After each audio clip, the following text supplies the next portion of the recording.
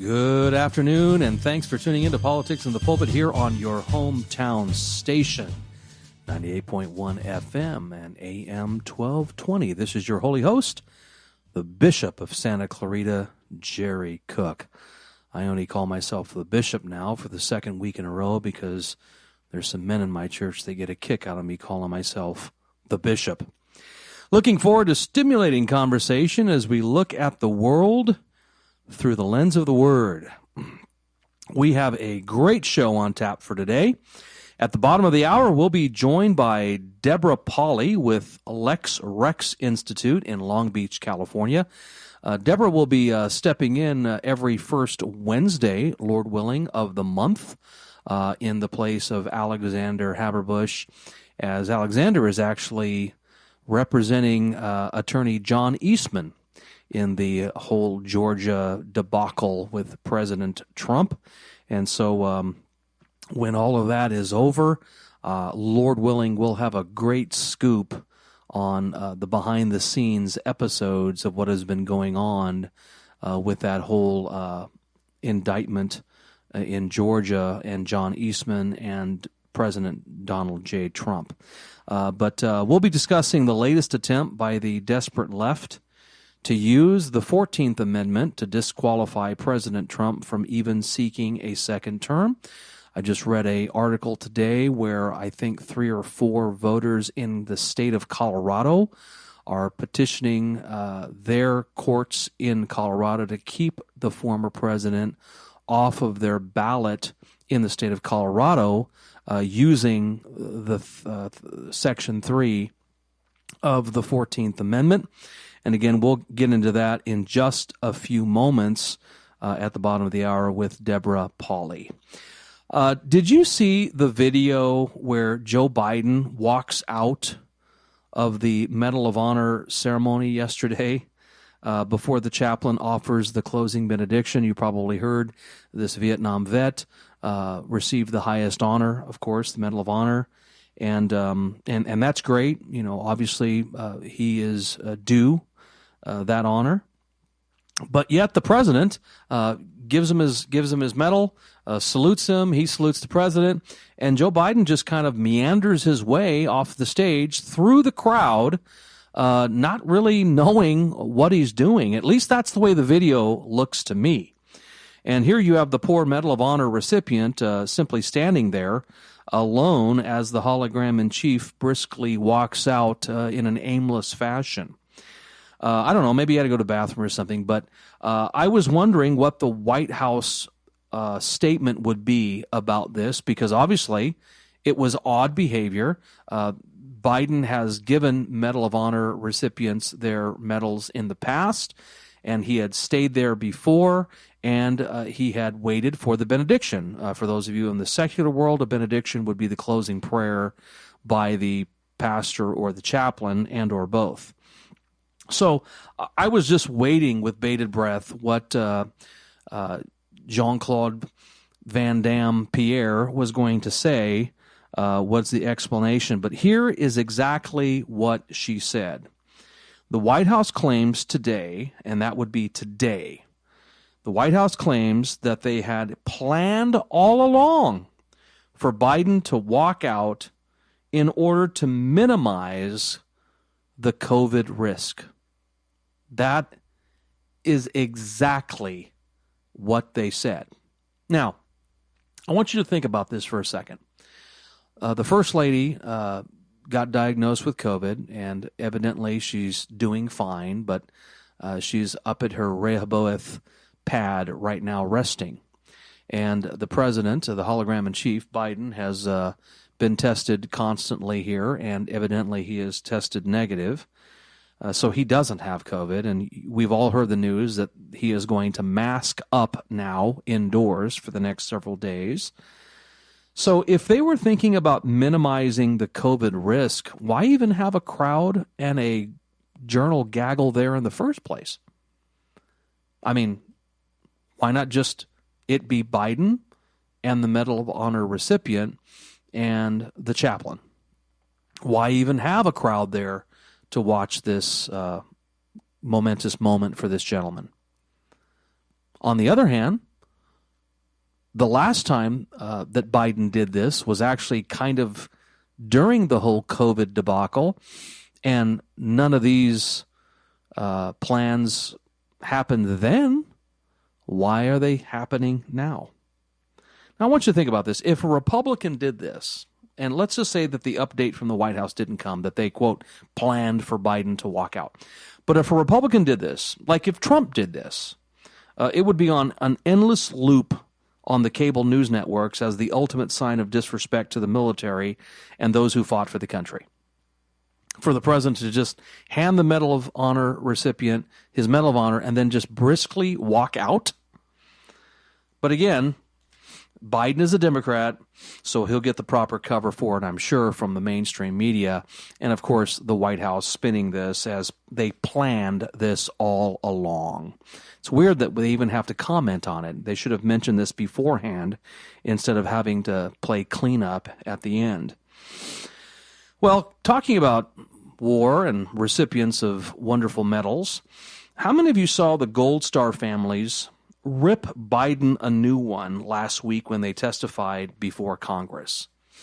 Just this last Sunday on ABC's with George Stephanopoulos, Martha Raddatz interviewed 3 of the Gold Star moms, and they let Biden have it.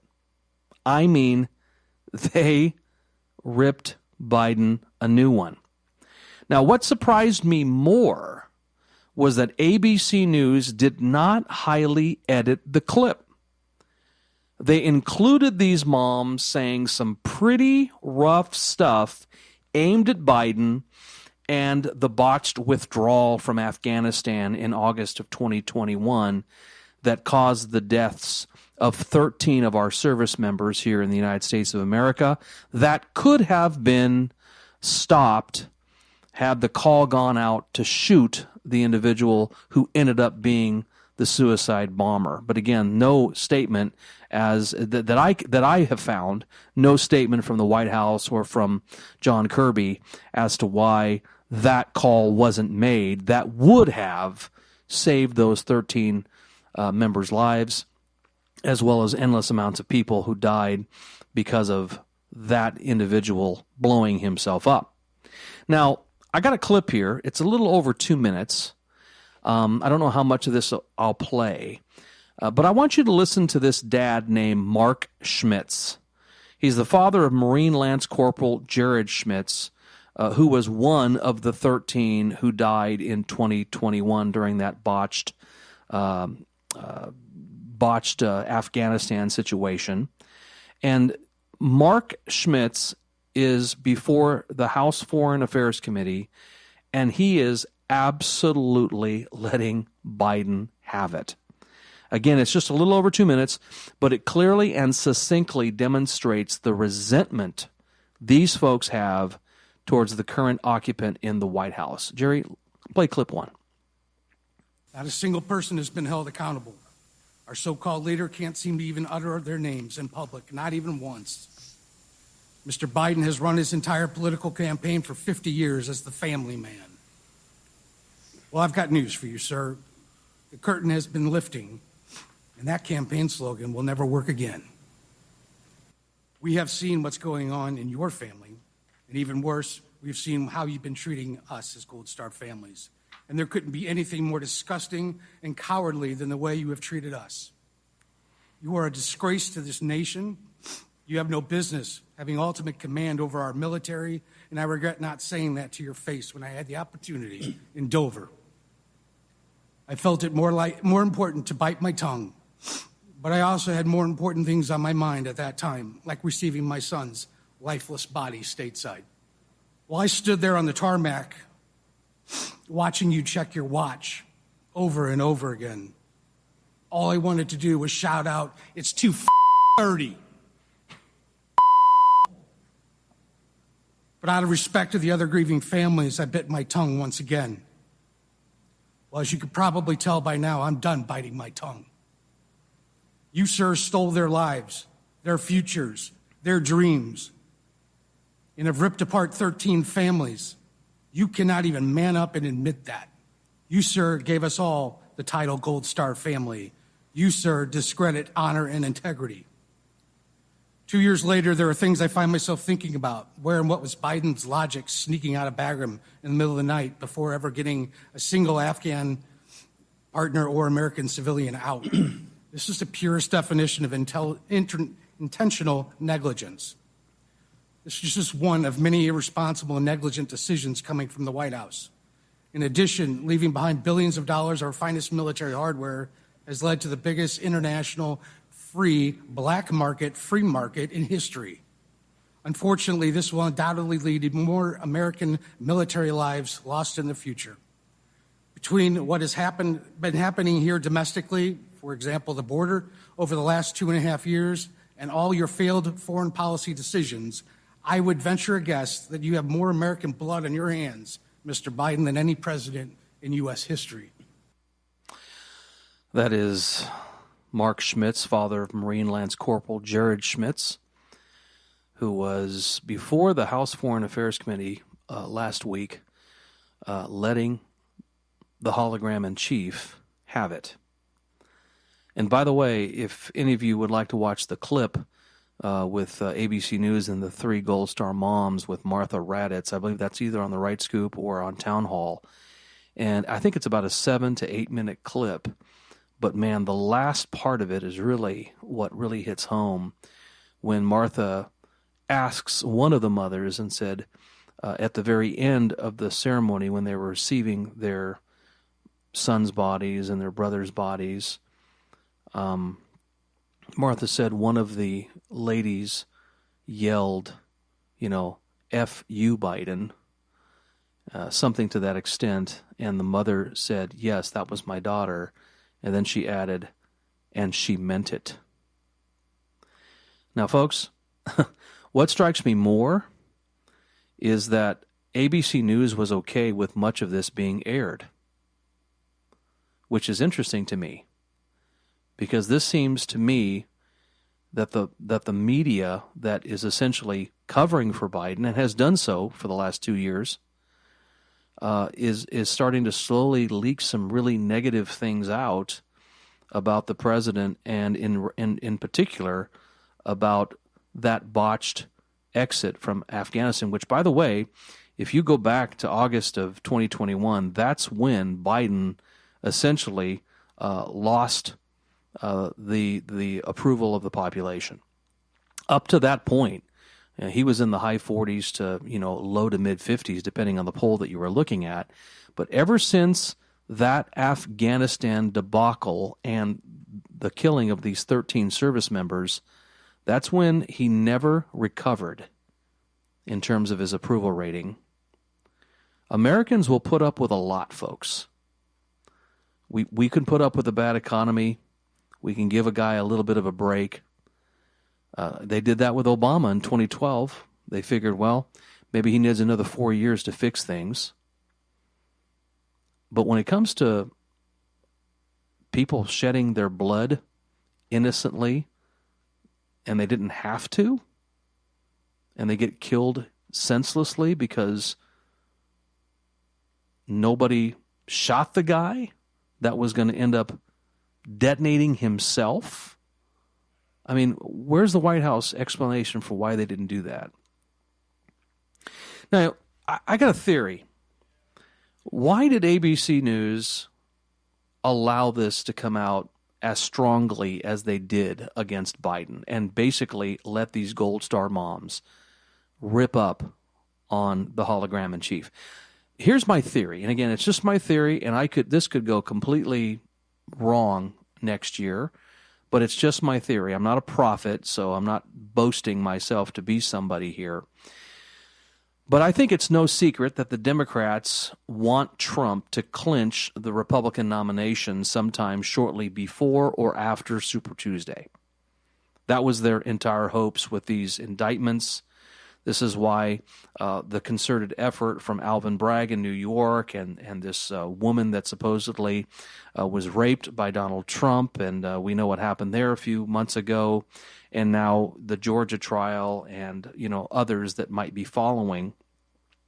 They were hoping that the base of the Republican Party would rally around Trump and that they would basically nominate him and he would clinch the nomination early. Well, all of that is essentially a fait accompli. Barring anything real earth-shattering between now and March 5th of 2024, Donald Trump is going to win the Republican nomination. Now, as soon as Trump wins the nomination, the news will go hard against Biden because between now and then, it's just going to leak, drip, drip. But after Trump wins the nomination, the news will go hard against Biden, and sometime in late spring of 2024 or early summer of 2024, Biden will basically resign, a.k.a. like Lyndon Johnson did in 1968, which nobody really foresaw. This will allow one of three candidates to replace him, one of which is currently running a shadow campaign as I'm speaking to you. And the three replacements that I think the Democrats are looking at is, number one, Gretchen Whitmer from Michigan, the crazy-eyed woman who went after everybody during COVID up there in Michigan. Jared Polis, who is the current governor of the state of Colorado, who of the three I'm going to mention is probably the most moderate of the three Democrats, and then the third is Gavin Newsom. Yes, the California governor, Gavin Newsom. Now, if I were a betting man, and I'm not, but if I were a betting man, my money would be on Gavin Newsom, because Gavin Newsom has been running a shadow campaign for months. I believe that it was all a part of his gimmick to go on Sean Hannity a few months ago and basically charm the Hannity crowd and essentially make Hannity look like he was eating out of Gavin's hand. I don't think it was a particularly great interview, in my opinion. And again, if I were a betting man, my money would be on Gavin Newsom, because he thought weeks ago that his main opponent would not necessarily be Trump, but would be DeSantis, which is why, the whole jockeying to be able to debate him. And again, I don't know what's going to happen there. Who knows? But think about it. Newsom will do for America what Newsom has done to California. What a great campaign. The Democrats are gunning for a fresh, young face to be their standard bearer in 2024, and they believe that a Newsom standing there on the debate stage against a 77-year-old Trump is all the visual they will need to win in November. But we shall see. So how desperate are Democrats to get Trump off the ballot in 2024? They're as desperate as attempting to use the third section of the 14th Amendment. When we return here on Politics in the Pulpit, we'll talk to Deborah Pauly, who represents the Lex Rex Institute here in Long Beach, California, and discuss the pros and cons of the 14th Amendment when we return here on Politics in the Pulpit on your hometown station. All right, we're back here live on your hometown station. This is the Bishop of Santa Clarita, Pastor Jerry Cook, here on Politics and the Pulpit. We're waiting right now for Deborah Pauly to call in from Lex Rex Institute, and we're going to talk a little bit about the 14th Amendment here. I think Deborah's on the line. Deborah, how are you? I am doing very well today, Pastor Cook. How are you? Doing well. Great to have you on again, Deborah. You did a great job for us last month and kind of substituted for Alexander, and of course we miss him, and we'll talk about him in just a second, but obviously I was talking... There is no substitute. There is no substitute for Alexander. You're absolutely right. You're absolutely right. And we're gonna say more about that in just a second. But thank you so much for calling in today, and appreciate you taking the time to talk to us today on Politics in the Pulpit. I wanted to talk a little bit about the Democrats' attempt here to use the 14th Amendment to somehow keep Donald J. Trump off of the pulpit. I just read an article today that there were 3 or 4 voters in the state of Colorado that are petitioning the state Supreme Court there to essentially keep him off the ballot in the state of Colorado. If I could just very briefly here just read the section that obviously is in question. It's the 14th Amendment. Section 3, where it says, no person shall be a senator or representative in Congress or elector of president and vice president or hold any office, civil or military, under the United States or under any state who, having previously taken an oath as member of Congress or as an officer of the United States or as a member of the state legislature, so on and so forth, shall have engaged in insurrection or rebellion against the same or given aid or comfort to the enemies thereof. So, Deborah, is there some sort of leg, or are there some sort of legs to this argument? Well, originally, that section of the 14th Amendment was this is from the Civil War Amendment. Yeah. And that's part of the Civil War Amendments, and it really was intended to keep former Confederate officials from gaining power in the reconstructed government following the Civil War. That's what this disqualification clause. It's the 14th Amendment sedition clause, and it's a theory that's really not been tested, just like the theory that was proposed by, propounded and brought forth by President Trump and his legal advisors was also a theory. It's not illegal to test theories of the Constitution. When you're looking at sedition, you have to look at exactly what is it. It's a federal crime of advocacy of insurrection against the government or support for an enemy of the nation during time of war by speeches, publications, and by an organization. It's conduct or speech that is inciting or is intended or designed to cite people to rebel against the authority of the state. So in order to do this, you have to be believing that you are causing an insurrection against the government. I think there's another way to look at the theory of what is happening here, and this has to do with, are we in a time of war?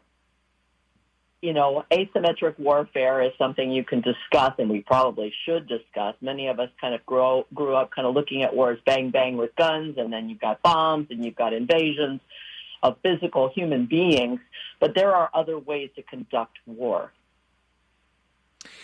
Exactly. And the other problem is claiming that what happened on January 6th is indeed a insurrection. And, of course, that's the word that the left likes to use all the time. But I guess the proof would be in the pudding. Is it indeed an insurrection? I think when we're looking at, I think that we are at war, but it's just a different kind of war. And they're using different kinds of tactics than we've ever really faced before. I think this is what I'd really like to get. This was just brought to my attention. That's why I want to share it with you, because I never knew about it before. It was just brought to my attention yesterday. I was reading through some things and saw this and I said, wow, I didn't know that President Trump had issued this executive order back in September of 2018. September 12, 2018, imposing certain types of sanctions in the event of foreign interference in the United States elections or elections.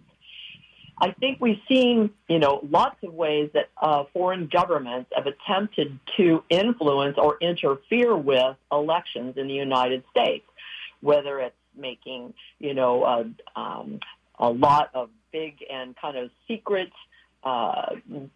contributions, campaign contributions to give their preferred candidate a leg up, or actually sending in people that are not actual citizens to vote in our elections, and that is happening. That has happened in the state of California. You get registered to vote just by getting a driver's license. You don't even have to be a citizen, which many of us know about that. I mean, even if you try to read what they're asking you to sign, the computer screens time out at the DMV, so you never even know what you're signing. You could be saying, you don't even know what you're saying yes to. All you know is you want a driver's license. All these foreign nationals know is that they want a driver's license, and the next thing you know, they're registered to vote. Are they going to vote? Don't know, but something is going on here. But this is the heart of President Trump. His understanding about foreign interference in our elections was well before 2020. He has some real concerns about it, and he used his authority, the authority vested in him as president by the Constitution, to make a statement, a strong executive order, saying that in whole or substantial part, anyone outside of the United States that interferes in or tries to undermine public confidence in United States elections through unauthorized accessing of election and campaign infrastructure or the covert distribution of propaganda and disinformation constitutes an unusual and extraordinary threat to the national security and foreign policy of the United States. Do you hear what I'm saying there?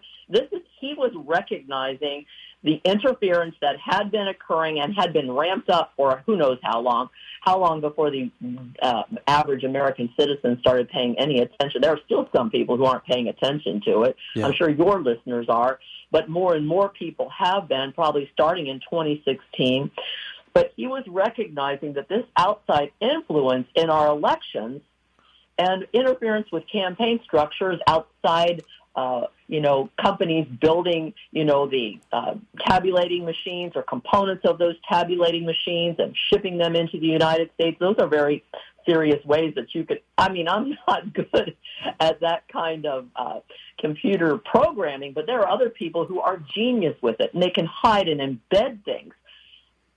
I believe that he understood that this in itself is an act of war, interfering with our elections, interfering with not just the process, but whether or not people feel confident that their votes were counting, as being an act of war and a dismantling of our country as we know it. And he was taking strong actions prior to that to get people out from paying attention, out from allowing it to occur.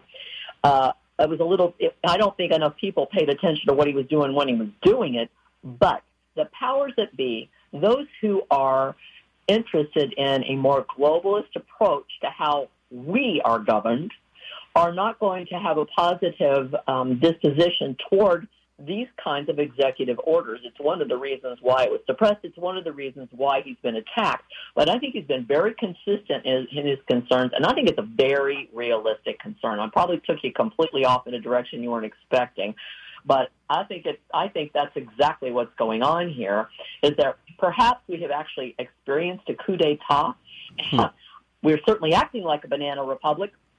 We're indicting political opponents who are running for the highest office in the land. We're trying to bleed them dry. We're trying to, financially, but also in the manner of time, which is also a resource that has to be expended. And to top it off, they're attacking anyone in the legal realm who might be willing to defend or support them or have an understanding of what should be happening in our federal government, and that is not happening now. And that brings us to John Eastman, who the gentleman that you're sitting in for today, Alexander Haberbush, is sitting next to today. Tell us a little bit about what's going on there and the whole situation with John Eastman, who, of course, before all of this, we all considered him a very reputable guy. We still do. But now they're going after anybody that would have anything to do with former President Trump and the whole election of 2020. What's going on? Well, the more reputable someone is, the more capable someone is, the more well-versed someone is, those are the ones that they go after first, because if you could take them out, all of those that are sitting there watching are then paralyzed to some extent to take any, or in fear. So, this is what, and of course, John Eastman is one of the, he's been indicted in Georgia for allegedly conspiring with the president, and he had to fly out of California to go, turn himself in, which he did, and get booked and then released. And then he flew back to California so that he could defend himself before the California State Bar. Alexander Haberbush, and we're allowed to say this now, we needed to be sure that everyone was okay with that, has been actually representing, as part of that team representing, we call him Professor Eastman, Dr. Eastman, but John Eastman. John Eastman, a complaint was filed against him by an actor who is what I will just call a liberal operative. They go about and they prowl about looking for someone to devour, and they filed what would really, under most circumstances, would be considered bogus charges against him, but they were being investigated, essentially saying that he was participating in a seditious conspiracy, that he was a traitor to the country, that he was an insurrectionist, and that he should be punished for his advisement of the president concerning the events of January 6th. So it's been for quite some time, and I understand, Alexander Haberbush is sitting next to him. That's why he cannot be with you here today. He was with him again yesterday. By all reports, it's just a very soul-sapping experience. The judge before him, they're maybe not a little bit biased in what they're allowing and not allowing. He's being denied some of his expert witnesses. The expert testimony is not being permitted. So, everything is being stacked against him, and he is also incurring tremendous financial burden to defend himself there and in Georgia. Rudy Giuliani, same situation. They're having to raise funds so that they can defend themselves in this court, and their only crime is being associated with President Trump and having advised him to the best of their professional ability. So that's what's going on with him right now. Yeah, we're speaking to Deborah Pauly with representing Lex Rex Institute here in Long Beach, California. Deborah, maybe you could explain to some of our listeners the RICO charges, because some of us who are not as well briefed as you might be when it comes to the legality of things, when we think of RICO charges, we're thinking of, organized crime. We're thinking about, Italian mob bosses and things like that, an offer you can't refuse. What's going on with the RICO charges? Why did Jack Smith's team decide to use that? Well, RICO charges are general. Because that you threw me off a little bit there. I wasn't really prepared to speak about racketeering charges. Just broadly, not specifically. Well, specifically, when you're talking about someone who's been charged with racketeering, it's a type of organized crime. You're talking about someone who has persons who set up coercive or fraudulent or extortionary types of illegal coordinated schemes. That's what racketeering is.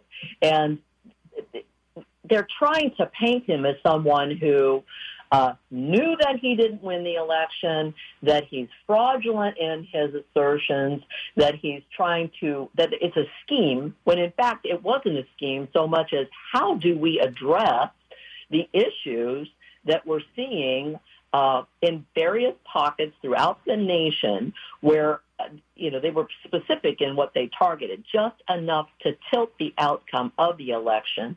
You don't spend time in California trying to tip the outcome of election in California. Mm-hmm. You pretty much know how it's going to go and where the electors are going to go. So you go to those, what they call swing states, or those states that could go red, they could go blue, and you try to tip the balance there. So it was not a scheme. It was, in fact, a concern, a valid concern, as we discussed earlier, that the elections were being tampered with by foreign interference. And we needed to prevent that from happening if we were going to have a country that was governed by the people, the citizens of this nation, that's going to abide by our Constitution. Here's the thing. We're heading into September 11th weekend, and that is always, September 11th is a huge date for when our nation faced a most tremendous attack. It was from without, but from within, where we have had bad actors that have infiltrated our country and allowed to be there, kind of operating without anyone paying attention to them. And then you have those that are actors that are in places of power and authority being placed there by bad actors that are external that are influencing our elections. And they call that the camel under the nose of the camel under the tent. You know, it's under the tent. The camel's inside the tent. We're way beyond the camel's nose poking underneath the tent. We're in dire trouble. And that attack had huge consequences. It started chipping away at the freedoms that those of us who were legally here were allowed to enjoy. That's the problem with all of this. Criminals always figure out a way around things.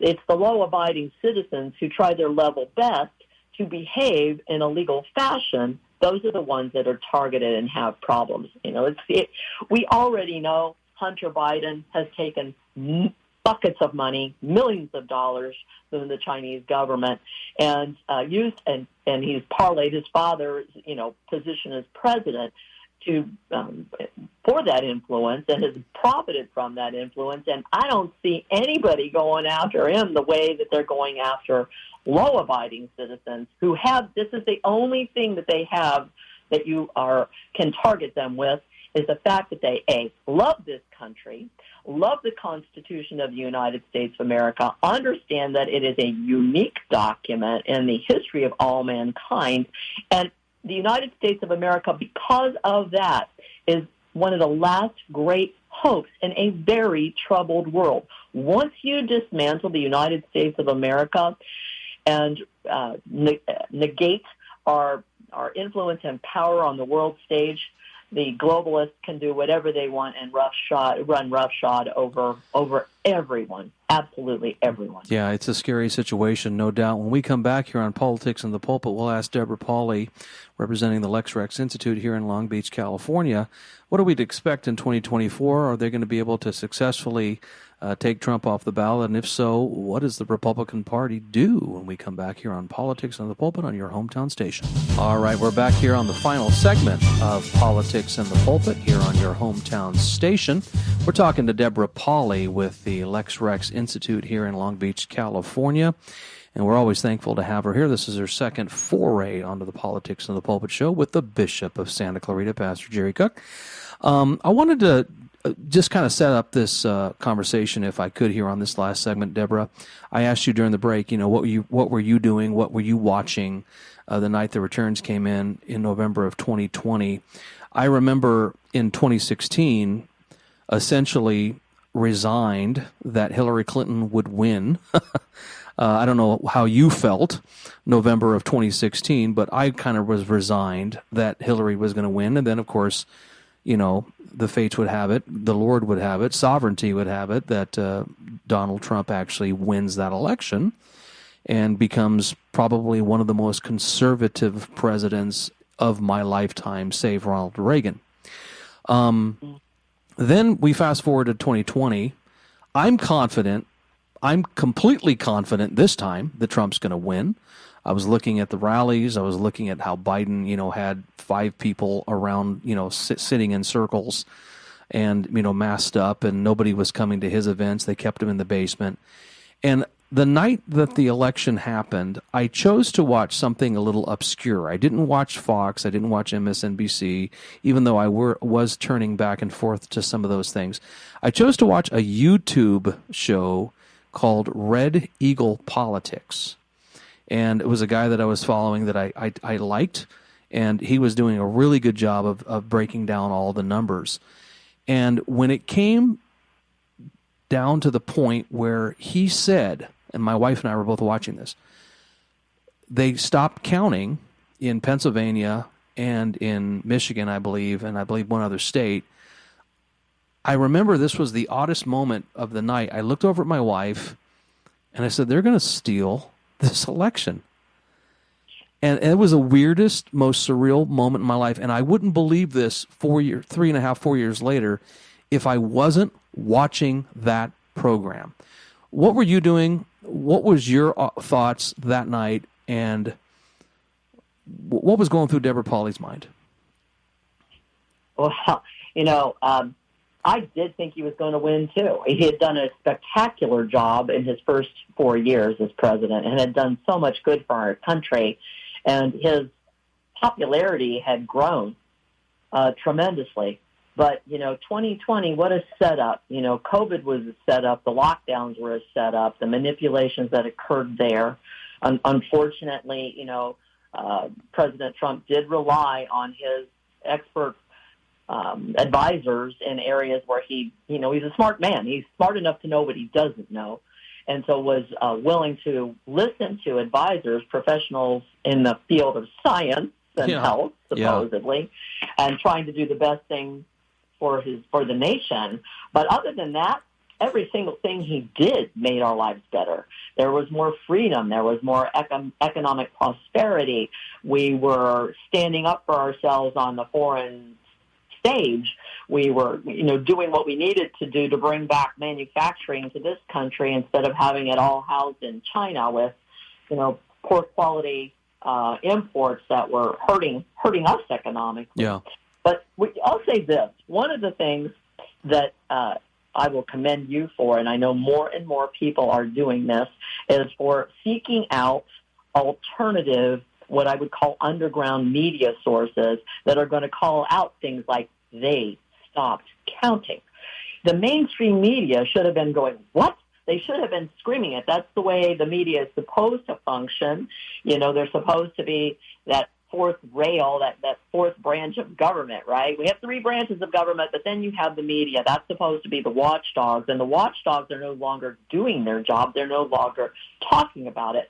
But when you stop counting for no apparent reason, and then all of a sudden you see numbers flipping on the, the little ticker that runs across the bottom of the screen, and we were winning and now we're not winning, and then all of a sudden they're calling things for, Biden. It's like, how can you be doing this? It just made no sense. When something makes no sense, you should be questioning it. But we're not allowed to question it. If you question it, you're going to, that's exactly what happened. President Trump questioned it. His legal advisors questioned it. And now they're in trouble. And those that showed up on January 6th, we talked about this a little bit while we're on the break. Americans who showed up January 6th, showed up in the same numbers as were showing up at Trump's rallies. So many people, and of all types, all ages, all walks of life, those that love the country and understood what he stood for, because he stands for our country. That's just it. And we have other people in positions of power who are not standing for our country. I think they're standing for the dismantling of this country. And those that showed up January 6th showed up to voice their concerns. It was peaceful. It started off peaceful. I'm not sure what transpired because I did not attend, but I know many, many people who did attend. And they tend because just like you were watching it, they were sitting at home watching it, and it just didn't smell right. And if we don't stand up in times, this is probably one of the most, our country has withstood a lot of difficulty. The Civil War, we started off talking about that, the Civil War amendments, the 14th Amendment, 13th, 14th Amendment. Those amendments, that was a time of great stress in our country, but it was the founding of it or the preserving of it. And now we have to look and say, are we going to preserve what was preserved then, what was ratified back then, or are we going to abuse the things that were ratified back in 1868 for the purpose of trying to keep Donald Trump off ballot? That's what they're trying to do. They're trying to say, because they know if he's on the ballot, he will win. They also know this. More and more people have been paying attention to how elections are run in their jurisdictions. They are visiting their registrar of voters. They're paying attention to the registrar of voters. They're volunteering. They're watching. They're asking questions. They're going to their boards of supervisors, and they're demanding that changes be made in how the process is or is not being run so that it cannot be infiltrated. So those foreign interferences through accessing election or campaign infrastructure, those very things that Trump was pointing out clear back in 2018 as something that he saw inching in, others have seen inching in, and it's you either stand up now or you just decide, I'm going to throw in the towel. I don't care if the United States of America continues. Yeah. The Constitution just doesn't matter. I don't mind being governed by foreign powers that don't think like us, they don't look like us, they don't enjoy freedom